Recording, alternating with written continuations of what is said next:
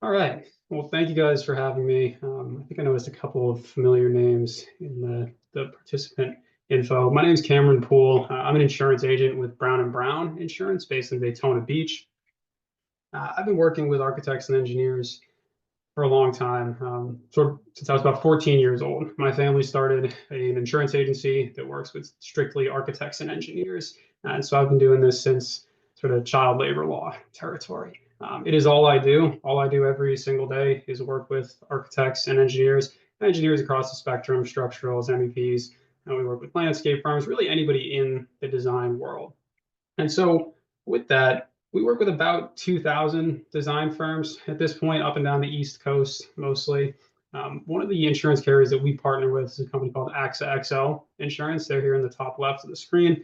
And with them, we put together a bunch of programs. So naturally, these programs are available for AIA credits, but we also offer them for any of our insureds. And I go in probably about 75 times a year to our clients' offices and present these programs for them and their staff as well. And what we found is that firms that are more proactive in managing their risk can make a significant difference on potential claims and then professional liability claims in the long run. And so what we're going to do today is a program called Risk Drivers. And so this program, what we've done in concert with AXA XL here is we've looked at about 10,000 claims against design professionals. And the data is from everyone from sole proprietors up to 1,000 plus person firms. And we've looked at all these claims and we try to figure out what's driving professional liability claims against design professionals, specifically what's driving claims against architects. So we're going to look at today. And so this program, again, is called Risk Drivers. I often refer to this program as Risk Drivers, how and why architects get sued. That is essentially what we're going to look at today, is how and why architects get sued. Um, I often joke with our clients, but no one calls me when things are going well on a project. I get calls every single day when things are not going well on a project. And so I have a pretty good idea across our 2,000 firms about what is causing issues for design firms in the current environment. And so what we're going to look at today is some of those issues that we're seeing out there, with the idea being that you can pick up on those potential issues and see those red flags on your project and try to head things off before they become bigger issues. I'm happy to take questions throughout the presentation here. So if anything pops up, feel free to chime in or drop a question in the box. I believe I can see it here. And if I don't, Wendy, if you can help me if I miss one, that would be excellent as well.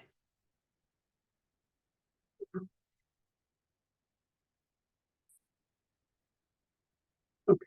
So we start off sort of from a 30,000 foot view here, looking at what is risk for an architecture firm or what is risk for a design firm. And risk really is the chance of loss, right? So anytime you take on a project, you have the chance of loss. And as a designer, it's your job when you're taking on projects to evaluate each project for that risk. And of course, you're looking at it in a risk reward calculation. So your reward on the project being your fees on the project, but also being your potential repeat business, potential referral business, right? It might get you into a new sector. Those are all significant rewards on the project. You have to weigh that against what are the risks of this project. And as we look at the data, you'll see some projects are much more inherently risky than other projects. So for example, let's say you've got a project where you've worked with this client 8 or 9 times in the past. This is your ninth or 10th project with that client. The data is going to bear it out that you're very unlikely to have a claim on that project. Why? Because you have a relationship with that client. You've worked with them many times in the past. They know what to expect from you. You know what to expect from them. If something does go wrong, chances are they're going to come to you and give you a chance to correct it rather than going to their attorneys and coming to you with a lawsuit. Now, first time clients, you're at a much higher risk level. So your flag should go up or your kind of radar should go up anytime you're working with a new client or anytime your team is working with a brand new client. You have to know statistically, we're much more likely to have a lawsuit or a claim on this project. And it's really just you don't have that past relationship with the client to insulate you there. So different projects have very different risk levels. And one thing we'll talk about too is different project types. So if you look at commercial projects versus residential projects, residential projects, you're 6 to 8 times more likely to have a claim on a residential project the same size as that commercial project. So anytime you take on a residential project, you're at higher risk. And so you should manage the project accordingly, right? Maybe you put more experienced staff on it. Maybe you take a harder line negotiation in your contract, which we'll talk about. But identifying risks on a project is really key because when we look at the data, There's stark differences between different types of projects, different clients, and knowing that gives you the power to manage those projects appropriately. And we found that firms that do that are able to avoid risk, to keep their claims level low. And then, as you know, that saves you money on your professional liability renewal. Because each and every time you have a claim, that potentially increases your professional liability premium and it sticks with you for 5 years. So if you have a claim in 2024, that premium is going to be raised for 5 years going forward. It's really important to avoid the claims when you can. Second thing here is risk mitigation. This is really what we're going to look at today. Different techniques to reduce risk, and the biggest one is awareness, right? Knowing what can go wrong, knowing what usually does go wrong for other architects gives you that power to educate yourself, educate your staff, so that you can reduce your overall project risk across your projects. Okay. In terms of evaluating that risk up front on the project, we look at two things. We look at potential severity versus frequency. And so frequency, that's the probability that a risk event is going to occur, the probability you're going to have a lawsuit. So when we talk about claims today, really we can use it pretty synonymously with lawsuits. A claim on a professional liability policy is a demand for money or services. It's essentially a lawsuit. And so when we look at probability in terms of evaluating risk is what's the likelihood that that risk event will occur? So again, as I just said, residential projects, you're going to be much higher. First-time clients, you're going to be at a much higher risk. If you're an architect and you're hiring sub-consultants, your first time working with a new sub-consultant, you're going to be at a much higher risk. I have a claim came in a couple days ago. An architecture firm that's been working for 25 years for this grocery chain. Never had a claim, done millions and millions in terms of fees with this grocery chain. First claim they've ever had. It's about an $800,000 claim. They have a brand new MEP on the project because the MEP they worked with retired, which of course we're seeing a lot of. We've seen a lot of acquisitions in the MEP space too, which is driving a lot of claims kind of coming from that area. Their MEP retired. They had to bring on a new one for this project. And to be honest, it's been a disaster throughout. I mean, poor communication with the MEP, low quality work with the MEP, and the architect holds the prime contract. So even though these issues are MEP related, the owner has to sue the architect in order to get to that MEP.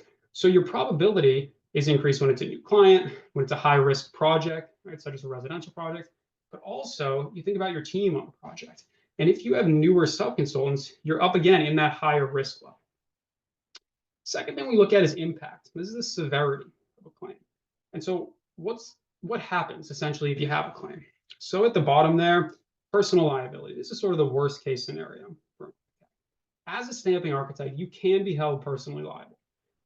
If you don't have insurance, if you don't have enough insurance and you blow through your insurance, or you sign a contract that voids your insurance, which we'll talk about, there's a good amount of things you can sign in your contract that would actually void your insurance coverage. You could be held personally liable. Now, in the state of Florida, there's specific wording that you can put into your contracts that waives personal liability. You should be putting that in each and every contract. It's stock wording from Florida statute. It has to be a certain size. Hopefully you have it in most of your contracts. If you don't, shoot me an email. I can help you get it in there. Personal liability, and that's that worst case scenario. We don't see it happen often because firms usually carry professional liability insurance, and hopefully claims are going to be covered. Second one there is financial losses. So financial losses, typically we look at this through the lens of your deductible, right? So your deductible depends on firm size. Smaller firms might carry $1,000, $5,000, $10,000 deductibles, and then larger firms, you start to get deductibles $100,000, $250,000, $500,000, $1 million. Different for the firm based on the size. It's a direct financial loss each and every time you have a claim. Professional liability policies have per claim deductibles and typically an aggregate deductible. So every time you have a claim, you pay that X amount of dollars out of pocket. And oftentimes, that's inclusive of attorney's fees if you don't have $1 defense on your policy.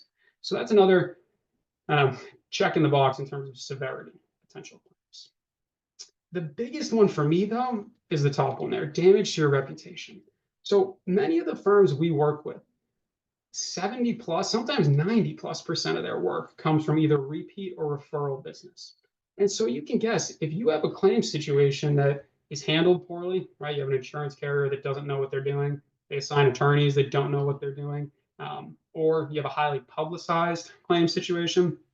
For one, you're probably not working for that client again. Now, they're suing you. You probably don't want to work for that client again anyway. But two, and oftentimes this is the bigger one, and this is really hard to quantify, is that loss of referral business, right? Because You work for A party, you disappoint them, they file suit, you're not getting that referral to B party, who refers C party, who refers D party, on and on and on. And so what we've seen is firms that have bad claim situations or claim situations that are poorly handled, they have their reputation damaged. And that referral business starts to dry up. And we see it in revenues sometimes, right? We've seen firms where hadn't had a claim for 10, 15 years. Now they have a bad claim, and we see the revenues drop off for 2 or 3 years past that. And sometimes firms can't get back up past that based on losing that repeat or referral business. So for me, the biggest reason you need to invest in your staff, you need to invest in sort of risk management, risk mitigation training is protect your reputation, right? You have the insurance, you've transferred risk onto the insurance carrier. If you have a claim, you'll pay your deductible, hopefully it'll be covered. You need to be able to protect your reputation though. And you want to work with an insurance carrier that understands that as well. An insurance carrier that's going to have your back and understands that you often need to preserve the client relationship, and that's just as important as potentially making them whole again, is preserving that relationship and being respectful to them throughout the claims process. So those are sort of in terms of prioritizing the risk, that's what we look at in terms of severity and in terms of frequency.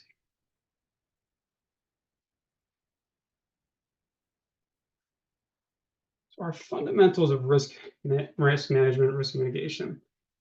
First one here is avoiding risk. So what do we think? Can you avoid risk entirely on a project? I do this a lot. Usually I have a lot of people out there shaking their heads. It's a trick question, right? There's one way to do it. That one way is to not take the project. That's really important though.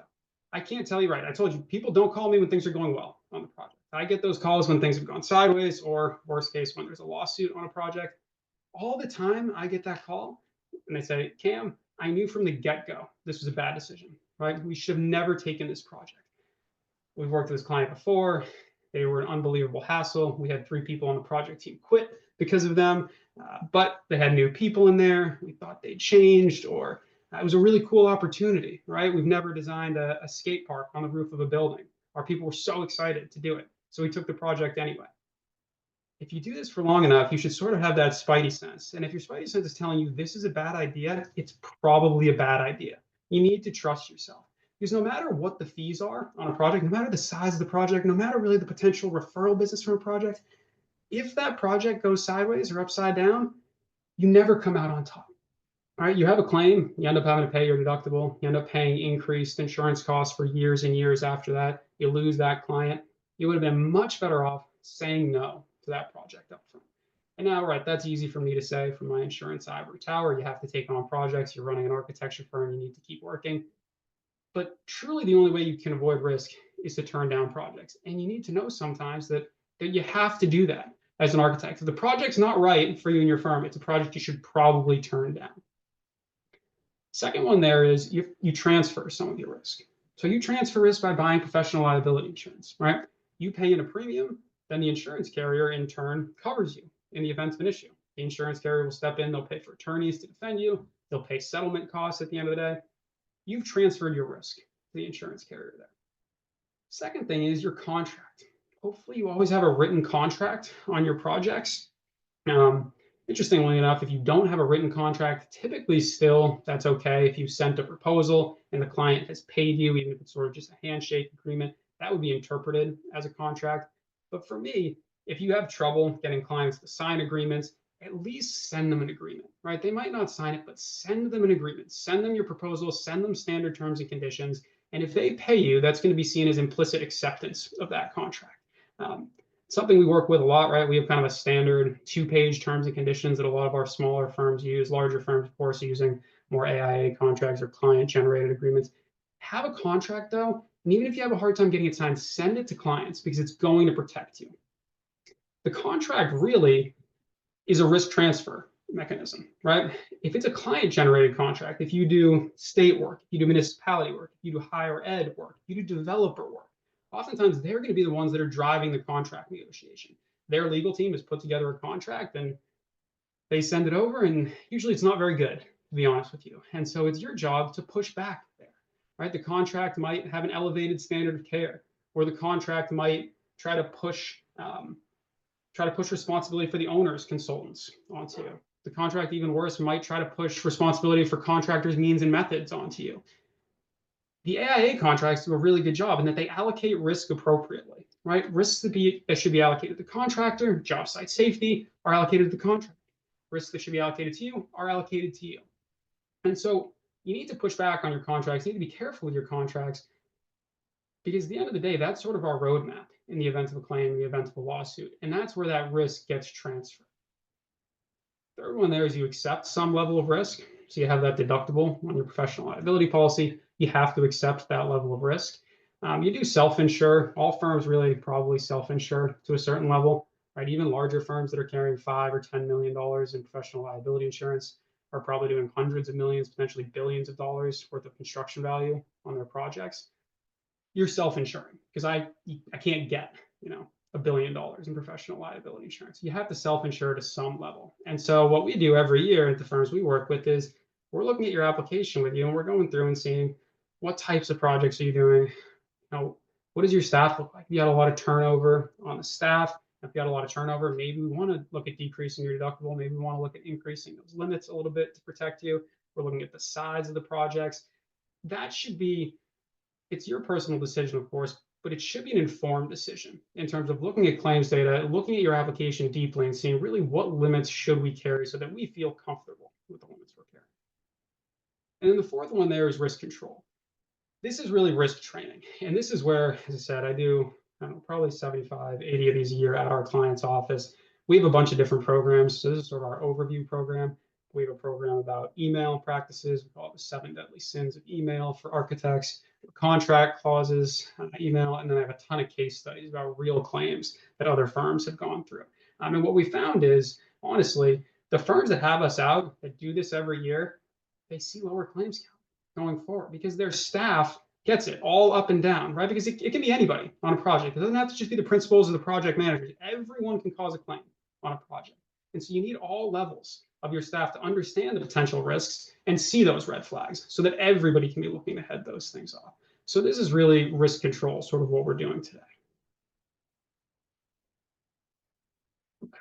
So when we look at risk, we use the image of an iceberg here and looking at the costs of risk or the costs of claims. So above the surface, you have the direct cost to your firm, right? So this is your deductible. Let's say you have a $10,000 deductible. Okay, that's a direct cost to your firm. Each and every time you have a claim, very easy to see, very easy to quantify, $10,000 out of pocket.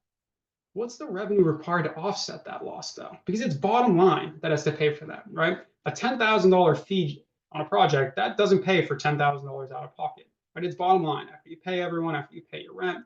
So you have to think about what's actually our gross revenue required to offset that loss. So if you have a $10,000 deductible, is it a $50,000 job? Is it a $100,000 job that you have to do essentially for free to offset that loss? It's a decent amount of time and a decent amount of team sort of engagement that you have to spend just to offset one single loss. And obviously, as that deductible grows, that time cost grows as well. The second one down there is principal's time dealing with the problem. So this is another thing we see a lot of is claims take a very long time to get dealt with. Typically, historically, claims have been between 1 to 2 years on average, start to finish. That has only gotten longer and longer. I would say really at this point, the minimum we see on most claims that actually have sort of, we'll talk about what I call quality management claims. Those are usually quicker, but claims that are more intricate usually were 3 to 4 years at this point. I've had some claims last 10 years. I had one, I was doing this at a firm a few weeks ago. They told me that claim finally wrapped up. It was a pretty large claim, a public health kind of exposure on a university project. That claim started in 2012. It's 2024 now. Right? It was close to 12 years. The principal, I think, estimated he spent about 3,000 hours working on that claim. It's an extremely long time you can't get back, right? It's often nights, weekends too, because you have to work on your current project still throughout the day. You're attending mediations, depositions, you're going back through old emails, going back through design documents from years ago. It's not a particularly pleasant way to spend your time. And with that, what we often see is a bit of a domino effect, right? The project managers or the principals are spending all their time dealing with this claim situation, going back through old information. Things start to get missed on other projects. So sometimes we see a firm hasn't had a claim in 10 or 15 years. Now all of a sudden, boom, they have 2 or 3 in a 5-year window. And what we think happens is oftentimes the project management of the principals, they're spread too thin dealing with that claim, and the quality management isn't there on other projects. And then the bottom one, which we've already discussed, the biggest thing for me is loss of your reputation, right? This is what drives revenues going forward. And really, that is the name of the game, right? That's the thing you absolutely have to protect is your reputation.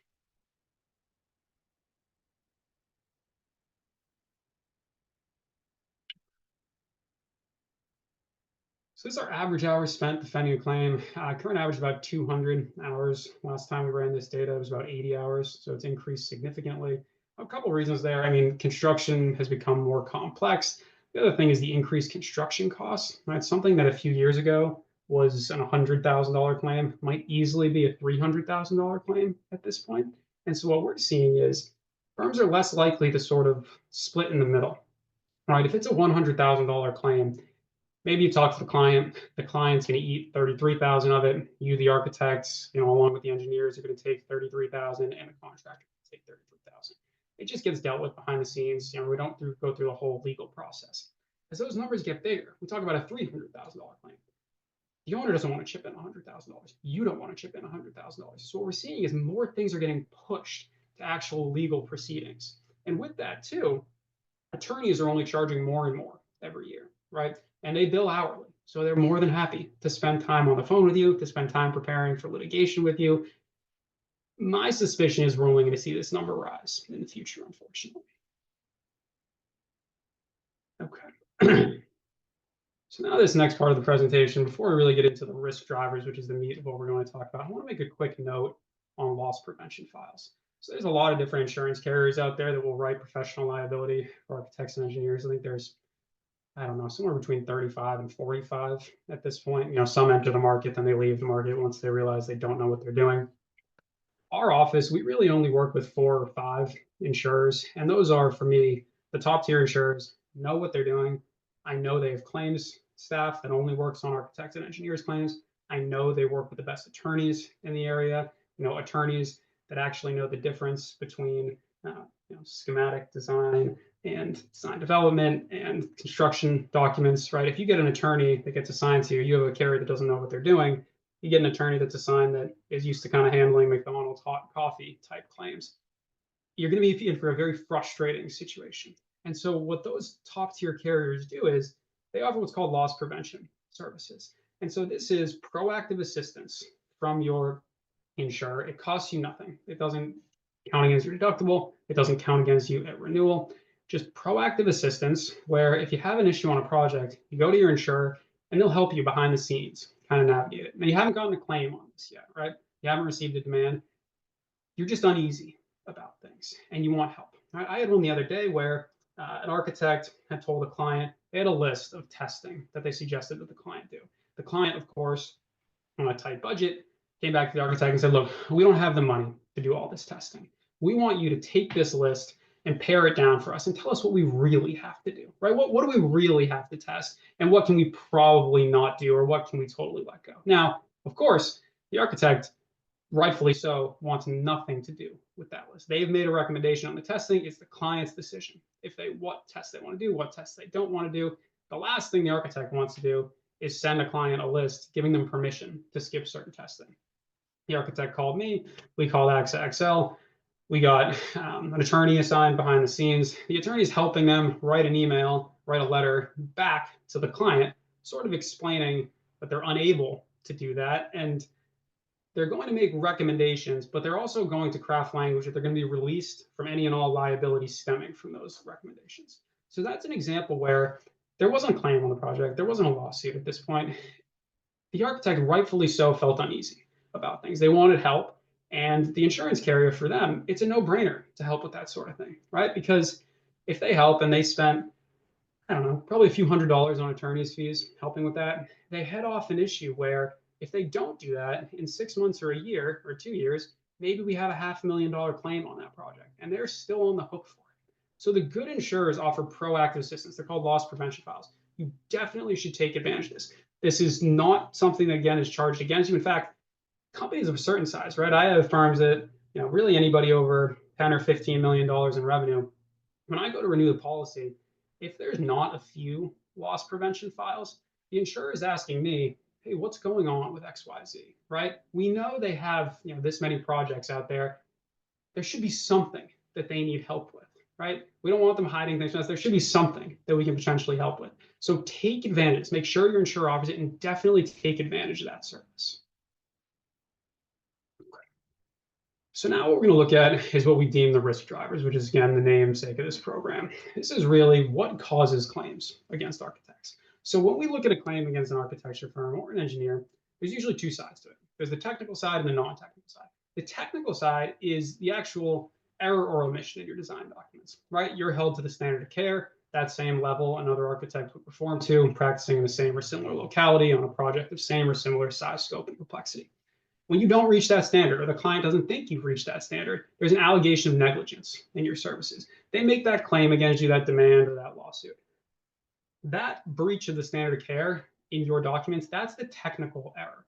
Now, oftentimes there's debate. We see all sorts of frivolous lawsuits where there's not actually a technical error, but the client thinks there's a technical error, right? That happens a fair amount. That's all the technical side of things, so the actual design documents and the potential issues therein. What we see that really drives claims, though, is non-technical issues. And this is what we're going to talk about today. And this is where project management and staff management, this is what really insulates architecture firms from claims. If you think about any project you've worked on, right? Were you 100% perfect on that project? Were the design documents 100% perfect? The answer is probably not. Or if you're honest with yourself, it should be probably not, right? Architects aren't supposed to be perfect. That's why we have that standard of care. You're not held to the level of perfection. And so there are going to be technical issues on every project. And most of the time, 99% of the time, if there's an issue, you talk with the owner, talk with the contractor, you talk with the OPM, you talk with the consultants, you sort things out yourself, you work it out, and you still deliver a successful project with no claims. The 1% of the time, or probably far less than that we actually have a claim, there's usually what we call a non-technical driver. And that's what we're going to look at. How you drop the ball in terms of managing the project is actually what drove it. And so these are our 6 non-technical drivers of claims for architects and engineers. First one is client selection. So it's between 85 and 90% of the time that architects get sued, they get sued by their client, right? That client you work so hard for, bend over backwards for months or years, almost 9 out of 10 times, they are the one that turns around and sues you at the end of it. So it's really important to pick good clients. And I have another hour-long seminar we do where we look at what questions should you be asking your clients. And one thing I always tell our architects to ask their clients, a new client, is ask them about their experience working with architects, right? Try to get a view into that. Have they worked with architects before? If not, you're going to have to do some hand-holding. You're going to have to explain to them what you do versus what the contractor does versus what the engineering team does. If they have worked with architects before, maybe ask them what their pain points were on that project. What didn't they like about their past experience? And that will give you a view, sort of a prism into how they view architects. And it might tell you, wow, these people are kind of unreasonable, right? It sounds like that other architect didn't do anything wrong. And that should give you more of an idea, because it's really hard to pick good clients when sometimes you only get 30 minutes to talk to them. Many times you only get less to talk to them before you actually sign that contract. But it's one of the best ways you can protect yourself is picking good clients, because at the end of the day, they are the ones that turn around and sue. Second thing there is construction phase services. We don't see a lot of claims come in during the design phase, right? Most claims come in during the construction phase or after substantial completion.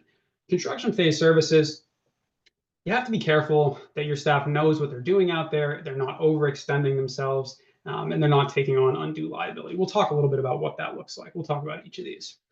Third one is project team capabilities. So the project team, internal and external, right? Who do you have on the project team internally? But who do you have externally as well? Your sub-consultants there. As the prime consultant, you are responsible for your consultant's errors and omissions. I was on a call one time with an architect, and the owner wanted the architect to hire the geotech on the project. Typically, my advice is I want nothing to do with hiring the geotech if you're the architect. I tell our clients, just blame the insurance. Tell them your insurance doesn't cover it now. Not the case, or it shouldn't be the case. Your insurance should cover it. But geotechs have big claims. You want the geotech to contract directly with the owner. Anyway, we're on this call. The owner's telling the architect they want them to hire the geotech. We're pushing back. The architect doesn't want to hire the geotech, naturally. The owner then said, the architect said, we want everybody on your domain. We view the architect as our one throat to choke, is what they said. A little blunt, but I really like the phrase, honestly. If something goes wrong, you are the one throat to choke. Unfortunately, if you're the prime consultant, you are responsible for everyone below you. So that's that sort of grocery claim I have right now. The architect honestly looks like they did nothing wrong. The architect is very much still in good graces with the client. Unfortunately, they're the one that received the lawsuit because the client at this point, I think it's about $800,000. There's nothing else they can do. They can only sue the architect to try to get to the MEP there. So you need to make sure you have a good project team, a good consultant team under you because you are responsible. Fourth one is communication. As the architect, really, you are the conduit of communication on the project, right? You have to talk to the contractor, the OPM if there is one, the owner, the consultants. You have to communicate with everyone throughout the project. And there's thousands of pieces of communication, whether it be emails, whether it be meetings, whether it be phone calls. You have to be on point in your communication. When I look at communication, I look at two things: documenting things you should document and not documenting things you should not document. We'll talk a little bit about what that looks like. Fifth one is negotiations and contracts. Having a good agreement is key. I do a lot of contract review for our clients. It's a service we offer. I can tell you, it seems like owner-generated agreements are just getting worse and worse. I would love for that not to be the case, but they seem to just get worse and worse. So it's really important you push back and you protect yourself in your contract. And then the last one there is quality management, right? Having a quality control procedure and following that each and every time.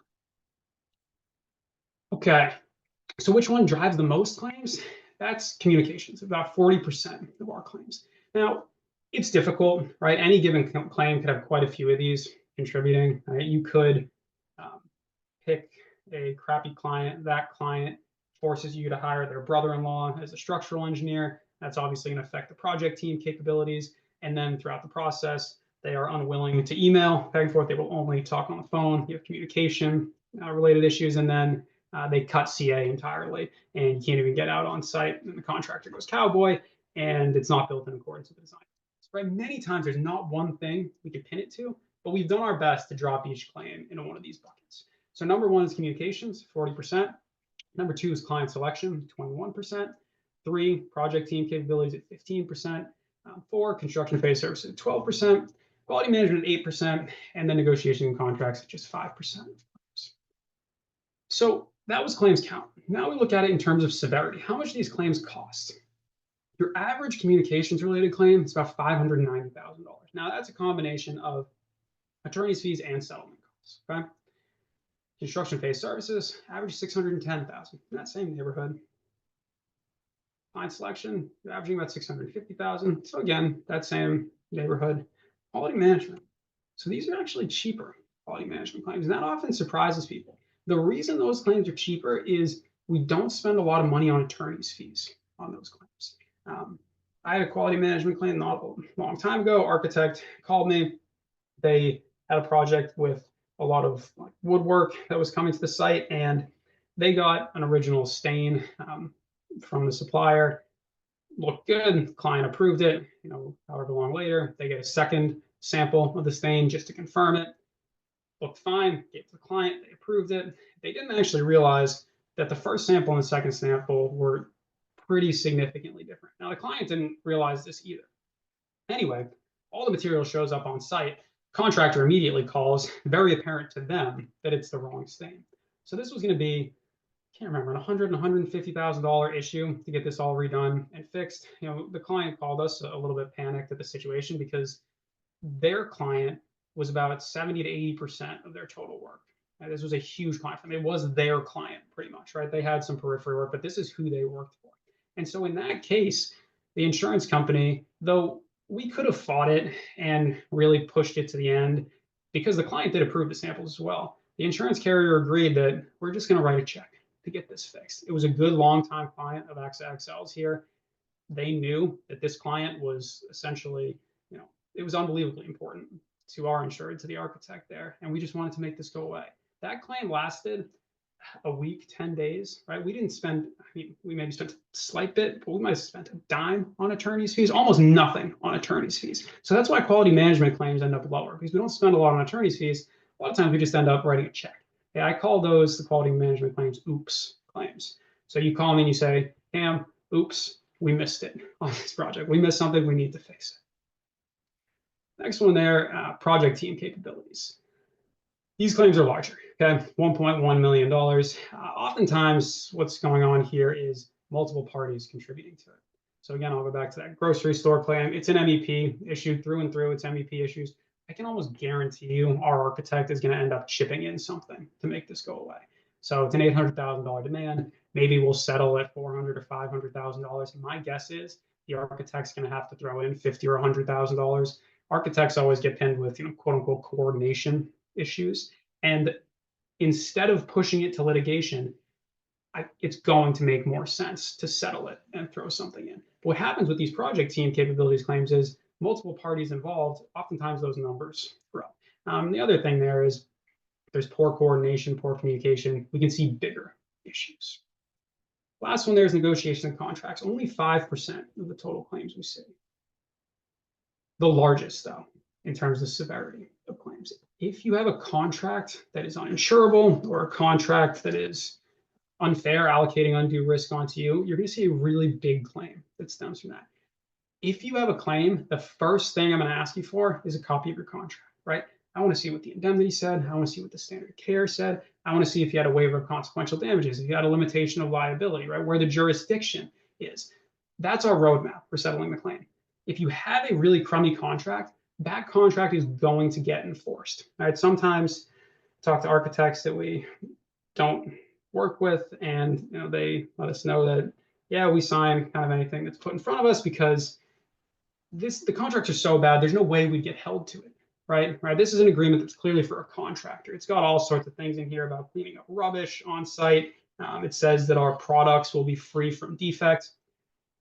If you sign that contract, even though it seems not applicable to you, you will be held to the terms of that contract. So you have to push back to protect yourselves on these contracts. 2023, I said I spent a lot of time. It makes me sick when I think about how much time I spend reviewing contracts.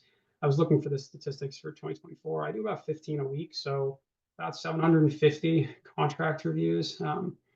It's something we do for all of our insureds. It's not an additional cost or anything. We redline it, put comments back there for you. That way you can kick it back to the client or takes it off your desk. And for me, it's critical. And honestly, if your agent's not reviewing your contracts for insurability, they're doing you a disservice, because professional liability insurance is not cheap for architects. Usually it's quite expensive, honestly. And you should absolutely know if you're signing a contract that is not going to be covered by your insurance. It's a business decision for you, but you should absolutely know that going into the project. And so we have clients where they send us every single contract. I mean, I have clients this year where I've reviewed probably 85 contracts. We do a 24-hour turnaround. Our legal folks always say I have to say 48 hours, but really it's 24 unless there's extenuating circumstances. If you have a contract, you want me to take a look at it, and shoot it over to me. That's my email there. As I said, this is all I do. This is all I've done for a long time. I've read thousands and thousands of architectural agreements. I'll go through and mark it up, redline it for you. All right, so you can see this first one. One of the biggest issues we run into is an elevated standard of care. So first one says the consultant agrees to perform all the services in a quote unquote first class manner. What does that mean, right? First class manner. I don't know what it means. I assume you don't know what it means, but I know it's higher than the prevailing standard. I know it's higher than the standard of care of another architect practicing in the same or similar locality. That's really dangerous. Professional liability policies have what's called a contractual liability exclusion. They all have it. What that means is that if you sign something in your contract that you wouldn't be held to in the absence of your contract, your insurance carrier can and often will deny coverage. So this contract, or this second one here, right? You will perform the services under this agreement in accordance with the highest generally accepted national standards of care. If you sign that contract, you have a claim on the project. We're going to talk to your insurer. We're going to look at the contract, and they're going to say, this triggers the contractual liability exclusion. If you hadn't signed a contract at all, you would have been held to the prevailing standard of care. Instead, you sign this contract that obligates you to the highest standard of care. We're not going to cover you for that, right? Because we wouldn't be in this situation if you didn't sign that contract. So you deserve to know if you're signing a contract that's not going to be insured. You absolutely deserve to know. It's really dangerous to do so, right? Because then you don't have your insurance coverage to pay for the attorneys or to pay for potential settlements. And in practice, if you sign a contract that obligates you to the highest standard of care, now we go to a lawsuit, the other side's going to hire expert witnesses. We're going to hire expert witnesses. The other side just has to prove that you didn't hit the highest standard or that you weren't perfect. We have to prove that you did hit the highest standard or that you were perfect, right? That threshold is that much higher. It makes it really difficult for us to potentially protect you and have you pulled from that lawsuit or found not guilty. The indemnification, this is where we argue the most. I would say 50+% of the indemnifications I see on client generated agreements are uninsurable. They have a defense obligation. They're not tied to your negligence. This is how we mark it up and kick it back. And then many times I find myself actually getting on the phone with our insurance attorneys trying to hash things out. And sometimes, right, the attorneys on the other side, they just don't understand. They've mostly written contracts for contractors. They don't understand that things aren't insurable for an architect. So we get it hashed out usually fairly quickly. Right, that last one, be sure you never agree to any warranties in your contract. Warranties are for products, not services. So these are all real contracts, by the way. I mean, this last one says, consultant represents, warrants, and covenants that all services will be free from faults and defects. That is 100% product wording. But if you sign that in your contract, it is entirely uninsurable, right? You will have to perform to a level of absolute perfection, and it's impossible to do so. So be careful, never any warranties in terms of your contracts or your emails. Okay. So a quick note here, we've hit on this a couple times. What happens if you have claims? You have your deductible, you have your limit, could be lowered. Of course, it will be lowered if it's a large claim. Your reputation is a big thing. Also think about how it will affect your premium. It affects your premium for 5 years. Insurance carriers look at your loss ratio, what you've paid in versus what they've paid out. If they've paid out more than you've paid in, they want to collect more for the next 5 years. And it can be a significant difference, right? You can have a firm that goes from paying $30,000 to $130,000, depending on the size of the claim. Communications. So communications, our biggest issue with communications for architects is email practices. So here are a few examples of emails, what not to put in emails for architects. This first one, we do not have enough qualified professionals to staff this project. AIA documents, most contracts, whether it's client generated or yours, specifically says you will staff the project with qualified licensed professionals. If we have an email, an internal email that says you won't, it's going to be really difficult for us to defend you. You have to remember, every email you send is discoverable. Every email you send can be used against you in a lawsuit. For the most part, the emails that cause us the most issues in defending architects are internal emails because people are careful on external emails. Internal emails, they're much less careful. They put things in internal emails that they would never put in an external, right? And so be careful. I have an attorney I work with. They always tell our architects, every email you send, picture like there's a judge staring over your shoulder. If you wouldn't send that email with a judge staring over your shoulder, do not send that email, okay? Because it can be weaponized against you, and it often will be. Attorneys are crafty that way, right? They're going to take your words, they're going to twist them, and they're going to use them against you. Second and third ones here, we're embarrassed by our design errors. We're sorry we caused the problems in the project.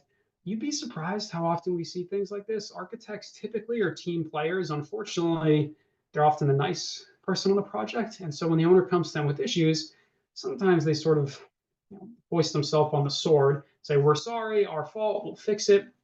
The response should always be, we will circle up here, we will look into it, and we will get back to you. Then have verbal conversations internally. What I tell our firms is document solutions. Do not document the issues. Verbal conversations internally, and then if you have to document anything, document the path forward to fix things. We don't need a bunch of emails going back and forth that, hey, wow, we really screwed this up. Wow, this is worse than we thought it was. That's all going to be discoverable. Just email the client back. We'll look into it, circle up verbal conversations, and then document solutions. And if you think it's going to be an issue, contact your insurance carrier so that they can have legal counsel assigned to help you out behind the scenes.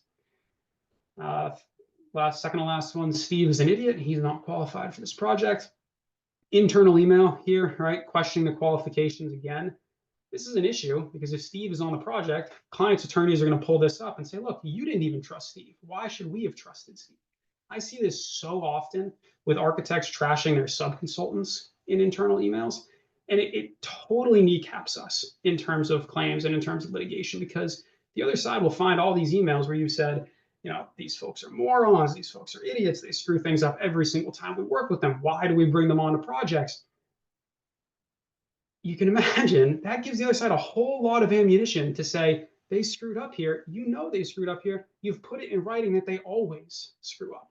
It really paints a nice picture, for the plaintiff, for the other side there. So don't do that. If you feel that way, verbally talk about it with somebody in the office. Pick up the phone and talk. Okay. We'll skip those couple ones. So in terms of communication, don't hope it will get better, right? Manage your communication. If you're having a hard time communicating with a consultant, communicating with the owner, try to get a sit-down meeting. Try to talk verbally. And what I'll say too is, if you have phone conversations, let's say you talk to the owner and the owner wants you to make a value engineering change. It's not a code issue. It's not a standard of care issue. You just think it's a bad idea. Maybe it's a building on the coast. They want to use really low tier contractor windows. You think they shouldn't do that because they're going to leak. You have conversations over the phone. You tell them again and again it's a bad idea. Follow up with an email there, right? Because now, in a year or two, when those windows are leaking, you're going to come to the insurance carrier. We're going to talk. This happens to me all the time. I say, okay, you say, we had the conversations. I know we told them this is a bad idea. I say, great, go find the emails. You say, great, I will. You come back and it's, oh, we don't actually have any emails. We just talked to them on the phone about it. The client is going to conveniently forget that conversation on the phone. You have to have those emails to back it up. Make sure you send those follow-up emails in situations like that. Client selection. Biggest driver of client selection issues in terms of claims is inexperienced clients. So if you work on custom homes projects, those are the most inexperienced clients out there, right? The architects I work with that do custom homes, I've heard from some of them that it's maybe 70-30 marriage counseling versus architecture, maybe worse than that in certain cases. Is a lot of hand-holding involved. If you have a client that's inexperienced, you need to take the time to do that hand-holding because you need to set realistic expectations. If the client doesn't have realistic expectations, that is a huge issue for you as the architect in the project. Because no matter what you do, you're not going to meet their expectations.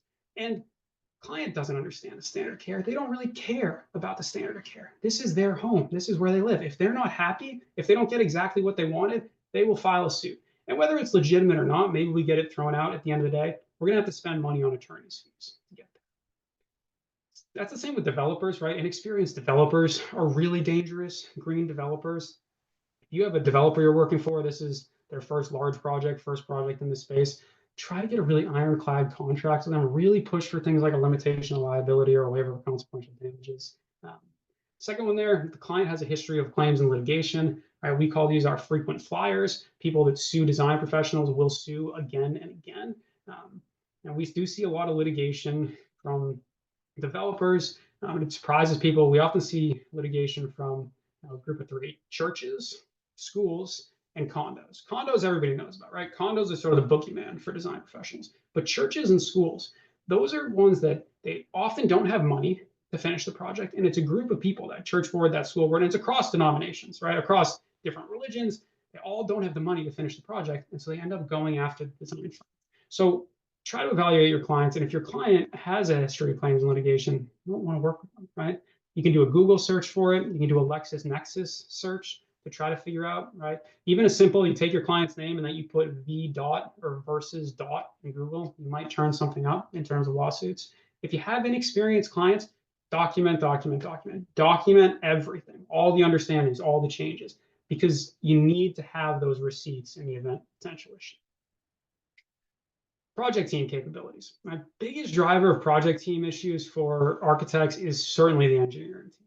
It's new engineers. As I said, we've had a lot of acquisition, especially in the MEP space the last few years. So we've seen a ton of claims there. For me, ideally, you have a stable of engineers you work with again and again. You know them, they know you, you trust them, they trust you, and you've worked on many projects together. You know they're experienced overall, but also experienced in that specific project area. That's important too, right? If you have an MEP that's done a lot of custom homes and you're an architecture firm that does hospital work, that's not an MEP that's probably fit for doing your project, right? They need to be specialized just as you're probably specialized. Don't always accept owner requested consultants. They come to you asking you to, take on a certain consultant. The response should really be, if it's not a consultant you've worked with before, we're happy to work with them. We're happy to coordinate our services, but we ask that you contract with them directly because we don't have a relationship with them and we don't feel comfortable managing. Construction phase services. Biggest issue I see here is photographs. Okay? And what I mean by that is we see architects go out to site. They often send really green members of their team out to site, and they take hundreds or thousands. Now they get back to the office, they upload those photos. Nobody checks them. Nobody sort of culls the photos they shouldn't have. All that is to me is just a pile of potential evidence, right? Talked about emails being discoverable. All those photos on site are discoverable too. Now we have a project where it's like a 55 plus community. Each little unit has a little cement porch on the outside. It's in Ohio, so rains, it snows in Ohio. This project's pretty much complete, and we started figuring out that the little cement porches on the units, they were having water flowing right up to the sliding glass door. And so the architect got notified, and it becomes pretty clear that those porches are sloped in towards the glass doors. Now, the architect initially felt fine about this, right? They looked at their documents, they looked at the structural documents, no issues. They think this is a pure means and methods contractors issue. Now, throughout the process, we were named in the suit because it's a big issue. And typically on big issues, everyone gets named in the suit. And in Florida, everyone always gets named in the suit. And that's kind of just the nature of the state, unfortunately. We get named in the suit, we go through the discovery process, we figure out that architect had taken thousands of photos on site. And we have hundreds of photos of those porches at issue. And I'm not a design professional, but I can see in the photos that this issue, I mean, there's photos where water is pooling already during construction. The architect didn't say anything. So the architect is going to get tagged with some of this claim because the plaintiff is making the argument that another architect practicing to the standard of care that had gone out there on site so many times, that had taken these photos, would have notified the contractor, would have notified the owner, and they could have headed this off before it became a bigger issue. That didn't happen. So taking photographs, be careful what you're taking photographs of. Make sure you know what you're taking photographs of, right? Specific items, and review them, right? Don't just upload a ton because all that is evidence. Right? Photographs can be really helpful in protecting you, but you have to know and someone has to review. The other thing is things get pushed on you last second, submittals, RFIs, push back. You should have in your contract that you have 7 days, you have 10 days. If you want to be the hero and you work till 3 in the morning, you work over the weekend to get things done, you're still liable. You're still responsible. So don't do that. Don't be the hero. Push back when you need to, because it only gets you in trouble. Right? You should know, everyone on your team should know, you're out there looking for general conformance with design. You're not out there doing exhaustive on-site inspections. You're not looking over the contractor's work. General conformance with design documents. If your CA services get cut, you should get a release. Right? You're not out there. You can't protect yourself. You need to get a release. And if you're not going to be out there, you can't be held responsible for what the contractor does or doesn't do in terms of alignment with the design. Quality management claims, these are the OOPS claims. For each firm, this is different. Just having your own quality management procedure that you're comfortable with and following that each and every time is the key. Negotiations and contracts. And contracts don't drive a lot of claims, but they drive big claims. Okay? Have a clear scope, lay out what you will be doing, sometimes more importantly, what you won't be doing. And then make sure you have your contract reviewed. Right? These are a bunch of contract terms that are important. Right? You want to make sure you're on the hook for things like job site safety, construction means and methods. You want to make sure the indemnity is insurable. You want to make sure they don't have a redesign for free obligation, where if the bids all come in over budget, you have to redesign the whole thing for free. Ideally, you get a limitation of liability, right? You cap your damages at some level. You want to not be held to a tight schedule. We'll always look out for the wording time is of the essence in your contracts. That has been held for as a guarantee. You want to tie that to the standard of care. Time is of the essence, subject to the standard of care is what you should be replacing. If you have any questions on any contracts, you want me to take a look at some, send them over. I said I do a ton, and it's something I think I can definitely help with. Last thing I want to look at with you guys is something we touched on from the very beginning, different project types. So when you're thinking about your different project types, the projects you work on as a firm, thinking about your risk level, this should be helpful. When we look at claims, this takes into account severity and frequency. First one, there's the baseline, sort of office, warehouse, interior fit out projects. Those are our least high risk, our lowest risk projects, excuse me. We call those a baseline, so one-time factor. We don't see a lot of claims, we don't see a lot of big claims. Just up from there, roads and highways. Always consider if you're going to be asked to hire a traffic engineer on a project. Traffic engineers don't have a lot of claims, but they have really big claims, right? They design an intersection, someone gets in an accident, someone gets killed in that intersection. We see $5, $10 million claims on those. So be wary of hiring a traffic engineer. If they can go direct to the owner, for me, that's better. Third one there, school projects. Now, this is different. Most school projects are an okay risk, but it's really dependent, right? Some higher ed projects are great, some not so much. You can always ask us. I work with a lot of firms. I have a really good idea of what schools are good versus not so good. People sometimes ask, can you send me a list of the schools that are good or not so good? No, I definitely cannot do that. But if you wanted to run something by me, I could take a look at it and let you know, yeah, we haven't had issues with that school. Um, and then the residential world, right? This is where we see the claims. This is why you pay higher rates on the professional liability. If you do residential projects, your non-condo work, custom homes, apartments, that's 6 times as likely. And then the condos, we blow it up to really scare everyone here. You're about 25 times as likely. If you're doing condo work, you want to try to get as protective contracts as you can. I mean, I have some language we try to put in contracts that requires the condo bylaws to require a supermajority in terms of suing architects, that puts a 1 year time frame on the possibility to sue architects.